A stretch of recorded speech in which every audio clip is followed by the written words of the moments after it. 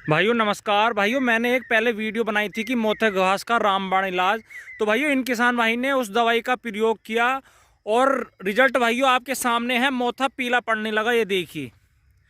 और भाइयों ना कोई पानी दिया ना कुछ, और देख लो भाइयों, जब इनका गन्ना जमना स्टार्ट हो गया था ना, लगभग 5 से 10% गन्ना जमाया था, उस टाइम इन्होंने स्प्रे किया था और स्प्रे के रिजल्ट इतने बढ़िया रहे। ये देखिए भाइयों, मोथा पीला पड़ना चालू हो चुका है। और अब किसान भाई ने ये देखो खाद भी बखेर दिया है।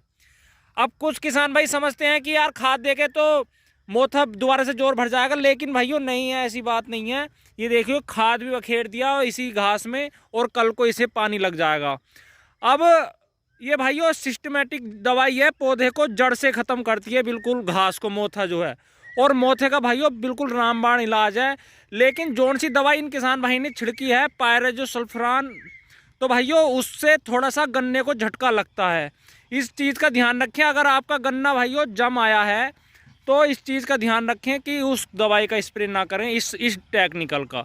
अगर आपका गन्ना नहीं जमा है तो इस टेक्निकल का प्रयोग करें। मेरा कहने का मतलब ये है, जैसे ही आपकी ईख थोड़ा थोड़ा पौधा चमकने लगे 5 से 10%, उस टाइम तक तो ये ठीक है। लेकिन अगर आपको बाद को स्प्रे करना है, अगर आपका पौधा पूरा जमाया है, तो भाइयों दूसरा टेक्निकल ने हेलोसल्फरान इथाइल, वो टेक्निकल उस पर काम करेगा, फिर पौधे पर उसका फर्क नहीं पड़ता। भाइयों कुछ किसान भाई जैसे रोका है, रोका में भाइयों पायरेजोसल्फरान इथाइल आता है, आप उसका प्रयोग करें।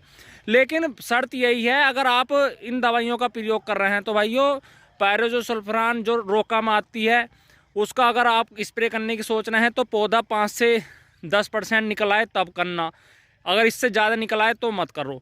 अगर भाइयों आपका गन्ना पूरा जमाया है और मोथा खूब है, तो भाइयों फिर तो आपको सैंप्रा लेनी पड़ेगी, जिसमें हेलोसल्फरान आता है, वही इस पर काम करेगा। या कोई सी और कंपनी की ले लो जिसमें ये टेक्निकल है हेलोसल्फरान, तो वही टेक्निकल इस पर काम करता है। क्योंकि भाइयों सैंप्रा से थोड़ा सा कम असर पड़ता है गन्ने के पौधे पर, और जो दूसरा टेक्निकल है भाइयों इससे ज़्यादा पड़ता है जो रोका में है। इसलिए इस चीज़ का भाइयों पायरेजोसल्फरान का थोड़ा सा ज़्यादा प्रभाव पड़ता है गन्ने पर। इसलिए किसान भाई इस चीज़ का ही ध्यान रखें ज़रूर।